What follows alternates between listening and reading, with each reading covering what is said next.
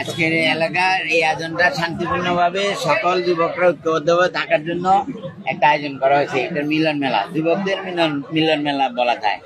এবং জামাত ইসলামের যত যুবক এবং মুরব্বী আছে সকলকে ঐক্যবদ্ধ করতে চাচ্ছে এই জন্য যে যেন এই এলাকায় মাদক দ্রব্য না চলে, চুরি ডাকাতি না হয়, মানুষ যেন শান্তিতে ঘুম যেতে পারে এবং মানুষকে শান্তিতে ঘুম যাওয়ার জন্য সহযোগিতা করার জন্য আজকে এই মিলন মেলা।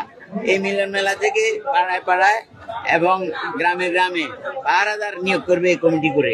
প্রত্যেক গ্রামে গ্রামে 10 জন 5 জন 20 জন করে পাহারা থাকবে এবং তাদের পাহারার মধ্যে এই চোর ডাকাতি আমরা মনে করি যে আশা করি। আরেকটা জিনিস জানতে চাইছিলাম, বিশেষ করে এই এলাকায় যেসব ধরনের যে সংস্কারের কাজ রয়েছে, এই ধরনের সংস্কারের কাজগুলো আপনারা কতটুকু মানে এগিয়ে যাচ্ছেন? এই যে বিশেষ করে রাস্তাঘাট নিয়ে আমরা এখনো কোনো সরকারই নেই, সুতরাং সংস্কার যতটুকু আমরা চেষ্টা করতেছি ইউনিয়ন পরিষদ থেকে এবং অন্যান্য জায়গা থেকে সেটা চলমান এবং সেটা হইতেছে।